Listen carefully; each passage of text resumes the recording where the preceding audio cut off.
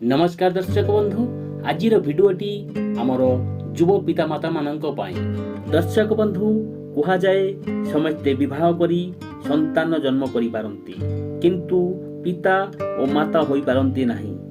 अर्थात समस्ते संतान जन्म करिथांती सत किंतु ताहार लालन पालन उपयुक्त भाव करि पारंती नहीं। सेथिपाई सेमानंक पिलार उभय शारीरिक एवं मानसिक जत्न नहीं पारि नथिबारु सेमानंक जीवनर हुएत उपयुक्त विकास होई पारे नाही। जेपरि भावरे कारीगर कादुअरे मूर्ति गढ़े ठीक सेहीपरि बाप माँ अस्थि मांस देई केवल जन्म करिदेले काम सरी जाए नाही। तांकर उपयुक्त लालन पालन आवश्यक होइथाए। ताहा नहेले सेही संतान कादुअर मूर्ति परि पेंडु बा अकर्मण्य होइजिवो। पिता मातांकर आर्थिक और शिक्षागत योग्यता सत्वे सेमाने निज संतान को उपयुक्त करी गढ़ी पारंती नाही। एणु अभिज्ञ बयस पिता मातांक ठारू मार्गदर्शन आवश्यक होइथाए। किंतु आजिर एही व्यस्तमय जगतरे काहार बा समय अछि मार्गदर्शन बा परामर्श देबा पई। पुणी मध्य केतक क्षेत्र रे आजिर युव पिता मातांकर बाप माँ मध्य जीवित न थाई पारंती अथवा बाप माँ थिले मध्य सेमाने गाँ रे बा दूर रे थिबा तांकर लालन पालनरु वंचित होइथांती। दर्शक बंधु, एही परी एक परिवेश को लक्ष्य करी आम चैनल रे एक सुंदर वीडियो उपस्थापना करूछु। दर्शक बंधु, पिला मानकर एही परी असहाय परिस्थिति मु मध्य मो पिला दिने अंगे लिभाइथिली।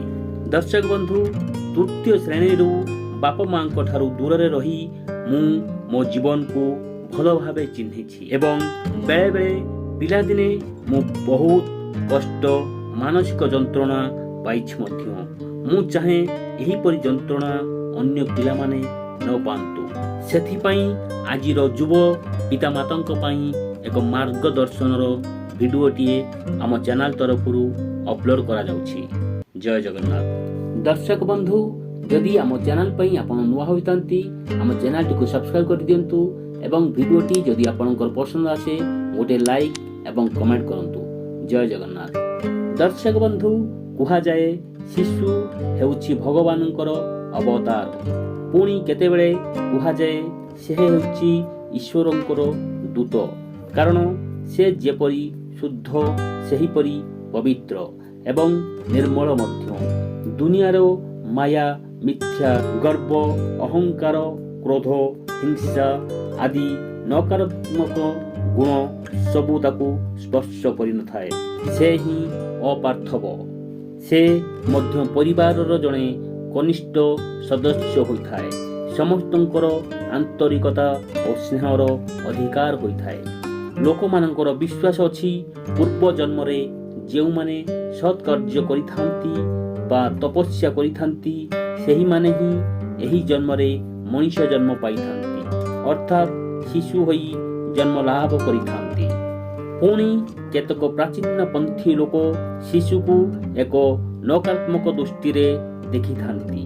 सेमानंक युक्ति रे पूर्व जन्म रे जेउ माने कुकार्य करिथांती तार प्रतिशोध पाई बा संशोधन पाई से पुणी थरे मनुष्य जन्म पाइथांती। मात्र परिवार मध्यरे शिशु को ईश्वरंकर दान और ताठारे समस्तंकर ऐश्वर्यिक गुण थाए बोली अधिकांश देशरे पंडित धार्मिक तथा आध्यात्मिक व्यक्ति माने विश्वास करिथांती। विभिन्न आध्यात्मिक ग्रंथरे शिशु को महानता और पवित्रतार प्रतिनिधि भावरे स्वीकार करिथांती। दर्शक बंधु, एही प्रसंग रे हिंदू पुराण रे शिशु को बाल गोपाल बा श्रीकृष्णकर शैशव्य जीवन को स्मरण कराई दे थाए। दर्शक बंधु, संस्कृत रे विद्वान पंडित आचार्य चाणक्य तांक अर्थशास्त्र रे परिवार रो शिशु ही स्वामी और स्त्री मानकर दाम्पत्य जीवनर भविष्यत बोली कहछन्ति। बंधु, शिशु को जीवनर प्रभात कालीन सूर्योदय सहित तुलना करा जाय पारे। ସେହିପରି ସମଗ୍ର ଦିବସ ପ୍ରଭାତରୁ ଆରମ୍ଭ ହୁଏ। ସେହିପରି ମଣିଷର ଜୀବନ ଶୈଶବ କାଳରୁ ଆରମ୍ଭ ହୋଇଥାଏ।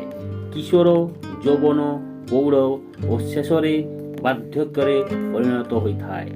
ବନ୍ଧୁ, ସେଥିପାଇଁ ଶୈଶବକାଳୀନ ଗୁଣାବଳୀ ଭିତ୍ତିରେ ମଣିଷର ଜୀବନ କ୍ରମେ ପରବର୍ତ୍ତୀ କାଳରେ ବିକଶିତ ରୂପ ନେଇଥାଏ। ସେଥିପାଇଁ ଜୀବନକୁ ଉତ୍ତମ ପଥରେ ପରିଚାଳିତ କରିବାକୁ ହେଲେ ପ୍ରଥମରୁ ଶୈଶବ କାଳରୁ ପ୍ରସ୍ତୁତ କରିବାକୁ ପଡ଼ିଥାଏ। ବନ୍ଧୁ, ସାବଧାନତା ବା ସତର୍କତା ମଧ୍ୟରେ ଏହି ପ୍ରସ୍ତୁତି ପର୍ବ ସମାହିତ ହୋଇଥାଏ। ଯେହେତୁ ଶିଶୁ ନିଜେ ନିଜର ଜୀବନକୁ ପ୍ରସ୍ତୁତ କରିପାରେ ନାହିଁ, ତେଣୁ ପ୍ରାଥମିକ ଅବସ୍ଥାରେ ତାର ବାପା ଓ ମା ଏହି ଦିଗରେ ଦାୟିତ୍ୱ ନେଇଥାନ୍ତି। ବନ୍ଧୁ, ସେଥିଲାଗି ମୁଖ୍ୟତଃ ଶିଶୁର ସ୍ରଷ୍ଟା ନିଜେ ପିତାମାତା ଏବଂ ପରିବାରର ଅନ୍ୟ ସଦସ୍ୟମାନେ ଶିଶୁଟି ବଡ଼ ହେଲା ପର୍ଯ୍ୟନ୍ତ ତାର ଶାରୀରିକ, ମାନସିକ ଓ ସାମାଜିକ ବିକାଶ ପାଇଁ ସବୁ କ୍ଷେତ୍ରରେ ସାହାଯ୍ୟ କରିବା, ପଥପ୍ରଦର୍ଶକ ହେବା ନିହାତି ଜରୁରୀ ହୋଇଥାଏ। ବନ୍ଧୁ, ଏହା କେବଳ ଏକ ବ୍ୟକ୍ତିଗତ ଦାୟିତ୍ୱ ନୁହେଁ, ବରଂ ପରିବାର, ସମାଜ ତଥା ଦେଶର ଦାୟିତ୍ୱ ମଧ୍ୟ ହୋଇଥାଏ। ବନ୍ଧୁ, ଆଜିର ସମାଜରେ ବହୁ ଯୁବକ ଯୁବତୀ ବିବାହ କରି ନୂଆ ପରିବାର କରିବାକୁ ଯେତେ ଆଗ୍ରହୀ, ବିବାହ ପରେ ସନ୍ତାନ ଜନ୍ମ କରି ତାର ଗୁରୁ ଦାୟିତ୍ୱ ନେବାକୁ ସେତେ ଆଗ୍ରହ ପ୍ରକାଶ କରନ୍ତି ନାହିଁ। ବନ୍ଧୁ, ଯେହେତୁ ଶିଶୁ ଜୀବନର ସ୍ରଷ୍ଟା ପିତାମାତା, ତେଣୁ ତାଙ୍କର ଦାୟିତ୍ୱ ପ୍ରଥମ ଓ ଶ୍ରେଷ୍ଠ ହୋଇଥାଏ। କାରଣ ଶିଶୁ ଏହି ପରିବାରର, ସମାଜ ଓ ଦେଶର ଭବିଷ୍ୟତ ଏବଂ ବଂଶଧର ତଥା ନାଗରିକ ହୋଇଥାଏ। ଆଜିର ବହୁ ପିତାମାତା ଏହିସବୁ କ୍ଷେତ୍ରରେ ଦାୟିତ୍ୱ ନେବାକୁ ଗୁରୁତ୍ୱ ଦିଅନ୍ତି ନାହିଁ। ତାଙ୍କର ଦାମ୍ପତ୍ୟ ଜୀବନ ଯେପରି ବିବାହ ପରେ ଶେଷ ହୋଇଗଲା ପରି ଅନୁଭବ କରନ୍ତି। କିନ୍ତୁ ପ୍ରକୃତରେ ପରବର୍ତ୍ତୀ ସମୟରେ ତାଙ୍କର ପାରିବାରିକ ଜୀବନର ଏକ ନୂତନ ପ୍ରସ୍ତ ଆରମ୍ଭ ହୋଇଥାଏ।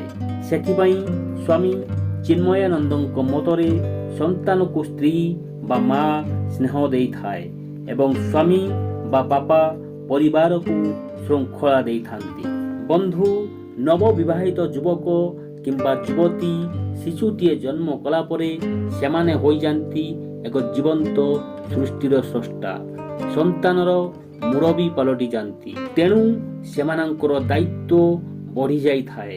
ଏହି ଶିଶୁର ଜୀବନ କିପରି ଗଢ଼ାଯିବ, ଏହାର ଯୋଜନା କରି ସେ ଦିଗରେ ପଦକ୍ଷେପ ନେବାର ଦାୟିତ୍ୱ ତାଙ୍କରି ହିଁ ରହିଥାଏ।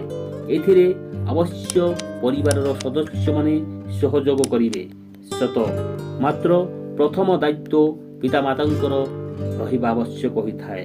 ଏହାର ଯୋଜନା କରି ସେହି ଦିଗରେ ପଦକ୍ଷେପ ନେବାର ଦାୟିତ୍ୱ ତାଙ୍କର ହିଁ ରହିଥାଏ। ଏଥିରେ ଅବଶ୍ୟ ପରିବାରର ସଦସ୍ୟମାନେ ସହଯୋଗ କରିବେ, କିନ୍ତୁ ମାତ୍ର ପ୍ରଥମ ଦାୟିତ୍ୱ ପିତା ଏବଂ ମାତାଙ୍କର ହିଁ ଅଧିକ ଗୁରୁତ୍ୱପୂର୍ଣ୍ଣ ରହିଥାଏ। ବନ୍ଧୁ, ଶିଶୁ ଶକ୍ତିର ବିକାଶ ପାଇଁ ପ୍ରଥମତଃ ଉପଯୁକ୍ତ ପରିବେଶ ଦାୟୀ ଏବଂ ଏହି ପରିବେଶ ସୃଷ୍ଟିରେ ସାହାଯ୍ୟ କରିଥାନ୍ତି ପିତା ଏବଂ ମାତା ଓ ପରିବାରର ସଦସ୍ୟ ଏବଂ ସଦସ୍ୟାମାନେ। ବନ୍ଧୁ, ଶିଶୁ ମନୋବୈଜ୍ଞାନିକମାନେ ପରୀକ୍ଷା କରି ପ୍ରମାଣ କରିଛନ୍ତି ଯେ ପରିବେଶ ଶିଶୁ ଜୀବନରେ 3 ଭାଗରେ ପ୍ରଭାବ ପକାଇଥାଏ ଏବଂ ପିତାମାତାଙ୍କର ବଂଶାନୁଗତ ଲକ୍ଷଣ 1 ଭାଗରେ ପ୍ରଭାବ ପକାଇଥାଏ। ଅର୍ଥାତ୍ ସ୍ୱାମୀ ଓ ସ୍ତ୍ରୀଙ୍କର ଗୁଣ ବା ଚାରିତ୍ରିକ ଲକ୍ଷଣ ଶିଶୁଙ୍କ ଉପରେ ମାତ୍ର 1 ଭାଗ ପକାଇଥାଏ। ବନ୍ଧୁ, ଏହି 3 ଭାଗ ପ୍ରଭାବ ବା ପରିବେଶ କିଏ ସୃଷ୍ଟି କରିପାରେ? ଏହାର ଉତ୍ତର ହେଲା ପିତା ଏବଂ ମାତା। ଅର୍ଥାତ୍ ଶିଶୁର ଲାଳନ ପାଳନ ଦିଗରେ ତାର ପରିବେଶ ତଥା ପିତାମାତାଙ୍କର ଦାୟିତ୍ୱ ସର୍ବାଧିକ ହୋଇଥାଏ। ତେଣୁ ଯଦି ପିତାମାତା ଦୁହେଁ ନିଜର ଦାୟିତ୍ୱ ସମ୍ପନ୍ନ ନ କରନ୍ତି, ତେବେ ପରିଣାମ କ'ଣ ହେବ? ଶିଶୁର ଭବିଷ୍ୟତ ନିଶ୍ଚୟ ଅନ୍ଧକାରମୟ ହେବ। ଏଥିରେ ତିଳେ ମାତ୍ର ସନ୍ଦେହ ନାହିଁ। ବନ୍ଧୁ, ଆଜିର ସମାଜରେ ବହୁତ ଯୁବ ପିତାମାତା ଏହାକୁ ସେତେ ଗୁରୁତ୍ୱ ନ ଦେଇ ନିଜେ ଯେପରି ଭାବରେ ପରିବାରରେ ଲାଳନ ପାଳନ ହୋଇଛନ୍ତି ଠିକ୍ ସେହିପରି ଗଢ଼ିବା ପ୍ରଣାଳୀରେ ପିଲାମାନଙ୍କୁ ଛାଡ଼ି ଦେଇଥାନ୍ତି, କିନ୍ତୁ ଏହା ଯଥାର୍ଥ ନୁହଁ। ସମୟ ସ୍ରୋତରେ ପିଢ଼ି ପରେ ପିଢ଼ି ପାରିବାରିକ, ସାମାଜିକ ଓ ଆର୍ଥିକ ଅବସ୍ଥାରେ ପରିବର୍ତ୍ତନ ମଧ୍ୟରେ ଶିଶୁମାନଙ୍କର ଉପଯୁକ୍ତ ଲାଳନ ପାଳନ କରିବା ଦିଗରେ ସତର୍କତା ଅବଲମ୍ବନ କରିବା ଆବଶ୍ୟକ ହୋଇଥାଏ। ଦର୍ଶକ ବନ୍ଧୁ, ଏଥିପାଇଁ ପଣ୍ଡିତ ଚାଣକ୍ୟ ଶିଶୁର ବିକାଶ ପାଇଁ 3ଟି ସ୍ତମ୍ଭ ଦାୟୀ ବୋଲି କହିଛନ୍ତି। ପ୍ରଥମରେ ଅଭିଭାବକ ବା ପିତାମାତା, ଦ୍ୱିତୀୟରେ ବିଦ୍ୟାଳୟ ଏବଂ ତୃତୀୟରେ ସମବୟସ୍କ ପିଲା ବା ସାଥୀ ମହଲ। ଦର୍ଶକ ବନ୍ଧୁ, ଏହିପରି ଏକ ପାରିବାରିକ ଆବଶ୍ୟକତାକୁ ଉପଲବ୍ଧି କରିବା ପାଇଁ ଯୁବ ପିତାମାତାଙ୍କ ମଧ୍ୟରେ ଏକ ସଚେତନ ଭାବ ସୃଷ୍ଟି କରିବା ପାଇଁ କିଛି ସୂଚନା ପ୍ରଦାନ କରିବା ଆମର ମୁଖ୍ୟ ଲକ୍ଷ୍ୟ ହୋଇଥାଏ। ଦର୍ଶକ ବନ୍ଧୁ, ଆମେ ଆଶା କରୁ ଆଜିର ଯୁବ ପିତାମାତାମାନଙ୍କୁ ଏହା ଏକ ପଥ ପ୍ରଦର୍ଶକ ଭାବେ ସାହାଯ୍ୟ କରିପାରେ। ଯଦି ଭିଡ଼ିଓଟି ଆପଣଙ୍କର ପସନ୍ଦ ଆସେ ଗୋଟିଏ ଲାଇକ୍, କମେଣ୍ଟ, ସେୟାର କରିବା ପାଇଁ ଅନୁରୋଧ ଏବଂ ପ୍ରତିଦିନ ନୂଆ ନୂଆ ଭିଡ଼ିଓ ଦେଖିବା ପାଇଁ ଆମ ଚ୍ୟାନେଲଟିକୁ ସବସ୍କ୍ରାଇବ୍ କରନ୍ତୁ। ଜୟ ଜଗନ୍ନାଥ।